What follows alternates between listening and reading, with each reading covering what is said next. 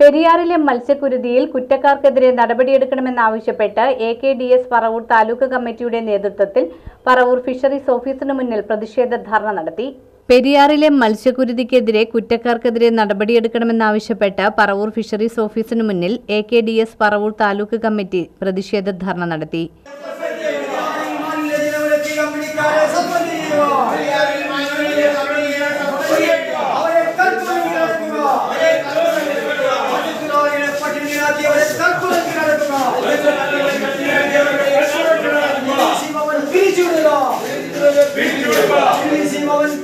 സംസ്ഥാന vice president Varijakshan ധർണ ഉദ്ഘാടനം ചെയ്തു.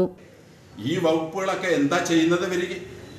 ഇത്ര ഭീകരമായ ഒരു സംഭവം ഉണ്ടായപ്പോൾ അവിടെ വന്ന് അതിന്റെ അധികാരികൾ, അതിന്റെ മത്സ്യത്തൊഴിലാളികൾ PCB അറിയിച്ചപ്പോൾ ഒരു ടെസ്റ്റ് ട്യൂബിൽ ആ ജലമെടുത്ത് ഒന്ന് പരിശോധിക്കാൻ പോലും തയ്യാറാവാതെ നിഷ്ക്രിയമായി അവരവരുടെ ഓഫീസിലിരുന്ന് അതൊരു ഭീകര സംഭവമായി മാറിക്കഴിഞ്ഞപ്പോൾ കളക്ടർ വിളിച്ചു ചേർത്ത യോഗത്തിന് ശേഷം അനങ്ങപാറകളായിട്ടുള്ള PCBയിലെ ഉദ്യോഗസ്ഥന്മാർ, ഈ എൻവയോൺമെന്റൽ എഞ്ചിനീയർമാർ അനങ്ങിയപ്പോൾ അവരെന്ത് ചെയ്യണം? അവരാർക്ക് വേണ്ടി പ്രവർത്തിക്കുന്നു? മനുഷ്യ നന്മയ്ക്ക് വേണ്ടിയാണോ പ്രവർത്തിക്കുന്നത്? ഒരിക്കലുമല്ല എന്ന് പറയാം. കാരണം കേരളത്തിലെ ഏറ്റവും വലിയ തൊഴിൽ മേഖലയാണ് 44 നദികൾ, അഷ്ടമുടിക്കായൽ ഉൾപ്പെടെയുള്ള ഉൾനാടൻ ജലാശയങ്ങൾ, 600 കിലോമീറ്ററിലധികം വരുന്ന സമുദ്രതീര ജലാശയങ്ങൾ.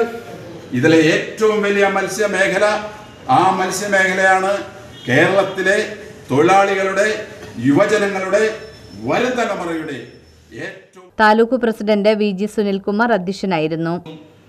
ഇനിയുള്ള കാലങ്ങളിൽ, ഇനിയുള്ള നാളുകളിൽ ഒരു 6 മാസത്തേക്കെങ്കിലും അവർക്ക് പണിക്ക് പോകാൻ പറ്റില്ല.